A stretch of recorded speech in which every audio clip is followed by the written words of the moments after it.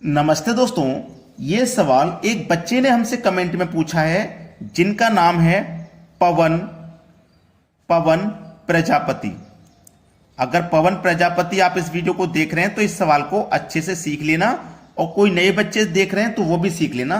उन्होंने सॉल्यूशन पूछा इस सवाल का।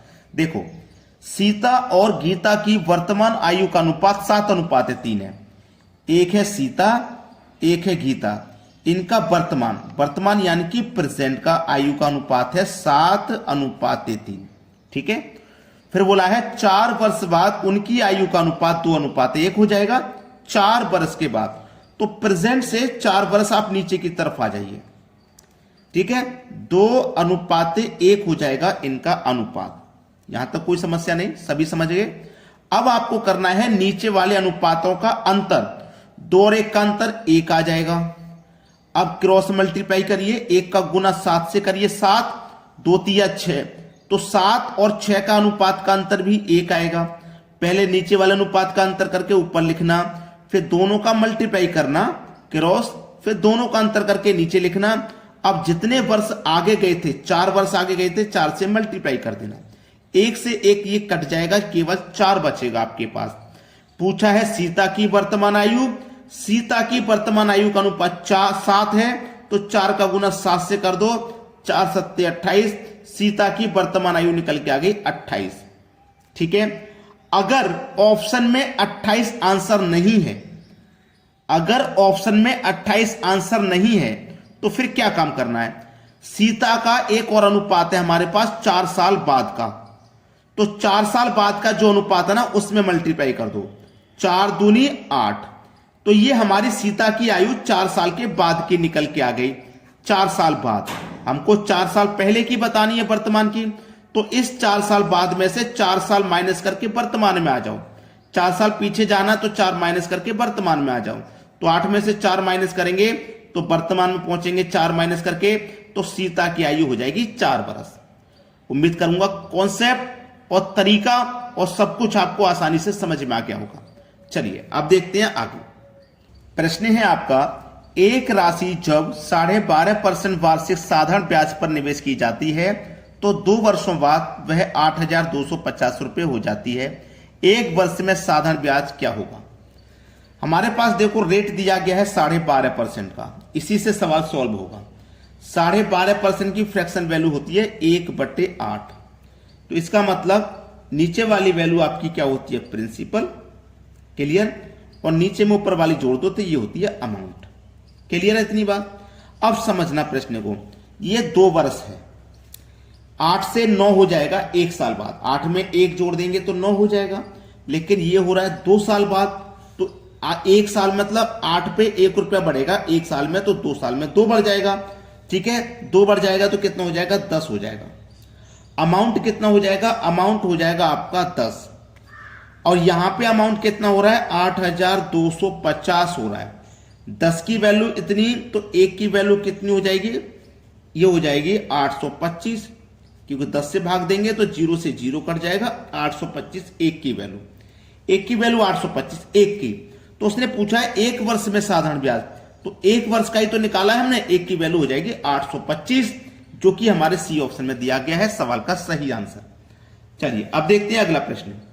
अगला सवाल, एक राशि जब 12.5% वार्षिक साधारण ब्याज पर निवेश की जाती है तो 2 वर्ष बाद वह 17,500 रुपए हो जाती है। साधारण ब्याज क्या होगा? अच्छा सवाल है। रेट है 12.5% का, जिसकी फ्रैक्शन वैल्यू 1/8 होती है। नीचे वाली वैल्यू प्रिंसिपल, नीचे में ऊपर जोड़ दो अमाउंट। 2 साल है तो 1 और 1 करके 2 बार जोड़ेंगे तो 10 आपका अमाउंट हो जाएगा। और यहां पे अमाउंट कितना आपके पास? 17,500। 10 की वैल्यू इतनी, तो 1 की वैल्यू कितनी हो जाएगी? 0 से 0 कट जाएगा तो 1750 हो जाएगी 1 की वैल्यू। ठीक है, 1 की वैल्यू हो जाएगी 1750। भैया 1 की वैल्यू 1750 है, यानी कि 1 साल का मूल्य 1750 है। 2 साल का कितना हो जाएगा? 2 वर्ष बाद हुई है ना ये, तो इसमें 2 साल का ब्याज शामिल है। 2 से मल्टीप्लाई कर दो, 17 दूनी 34, 50 दूनी 100, यानी कि 2 साल में हो जाएगा 3500। ठीक है, और 3500 कहां दिया गया? डी ऑप्शन में। यह सवाल का बिल्कुल करेक्ट आंसर है। अब देखते हैं अगला सवाल। अगला प्रश्न है, एक राशि को साधारण ब्याज पर उधार दिया गया और वह 4 वर्ष में अपनी मूल राशि का 8/5 बन जाती है, वार्षिक ब्याज की दर कितनी है? ठीक है, अच्छा सवाल। 8/5, नीचे वाली वैल्यू प्रिंसिपल, 5 से हो गई 8, प्रिंसिपल लिखो, अमाउंट लिखो। प्रिंसिपल 5, 5 से बढ़ के हो गई 8, तो अमाउंट हो गया 8। ठीक है, अमाउंट हो गया आपका 8। उसने क्या कहा है?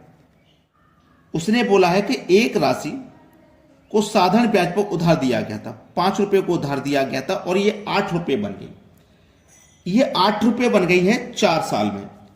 तो 4 साल में, 4 ईयर में कितना ब्याज मिला? 5 से 8 होगी तो आप होगे सर 3 रुपया ब्याज मिला। 4 साल में 3 रुपया मिला तो 1 साल में कितना मिलेगा? 1 साल में मिलेगा 3/4। यही तो मिलेगा 1 साल में 3/4, है ना? 3/4 ब्याज मिलेगा 1 साल में। कितने पर? 5 रुपए पर। 5 से डिवाइड कर दीजिए आप, तो 5 चौको 20, तो ये हो जाएगा 3/20। और हमें क्या करना है? 100% का मान निकालना है, 100 से गुना करो। 20 पंजे 100, 3 पंजे 15, मतलब 15%। 15% पहले ऑप्शन में दिया गया है। यह सवाल का बिल्कुल सही आंसर है। अब देखेंगे अगला प्रश्न। अगला सवाल, रमेश ने 5% प्रति वर्ष साधारण ब्याज दर पर बैंक में 1232 रुपए निवेश किए। 3 वर्ष बाद वह कुल कितनी राशि प्राप्त करेगा? ठीक है, कितनी राशि प्राप्त करेगा? रेट कितना है भैया? 5% का। 5% की फ्रैक्शन वैल्यू 1/20, नीचे वाली वैल्यू प्रिंसिपल।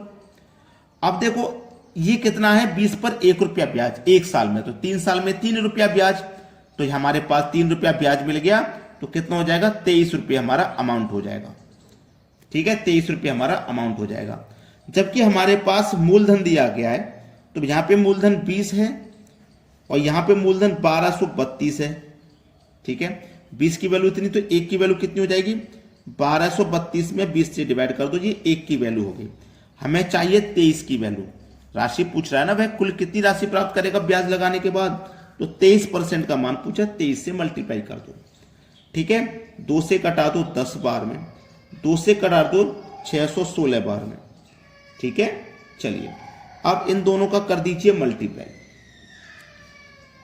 इन दोनों का जब आप मल्टीप्लाई करोगे तो इनका मल्टीप्लाई हो जाएगा। एक मैं और छोटा कर लेता हूं, 2 से कटा देता हूं 5 बार में और 2 से इसको कटा देता हूं, 2 तिया 6 और 2 तिया 6, 2 अट्ठे ना जाने का 0, 2 अट्ठे 16, 308 बार में कट गया। अब इन दोनों का मल्टीप्लाई कर दो।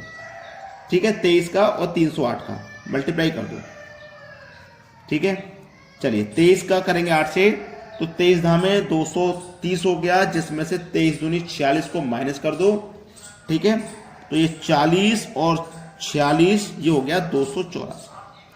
184 का आ जाएगा 4, हासिल लगेगा 18। 23 का 0 में करो 0, जो हासिल का 18 था वही आ जाएगा। 8 से 8 हासिल लगा 1। 23 दिया 69, 69 में 1 जोड़ दो 70, इतना आ गया। डिवाइड हमें 5 से करना है। ठीक है, 5 से डिवाइड करना है।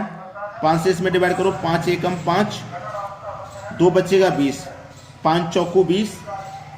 ठीक है, 5 चौको 20, 5 एकम 5, 3 बचेगा 34, 5 छिक्के 30, 14 16 किस ऑप्शन में? ये देखो 14 16 दिया गया बी ऑप्शन में। ये सवाल का सही आंसर हो जाएगा। तो सभी बच्चों को वीडियो लाइक करना है और शेयर करना है। ठीक है दोस्तों, वीडियो देखने के लिए बहुत बहुत धन्यवाद।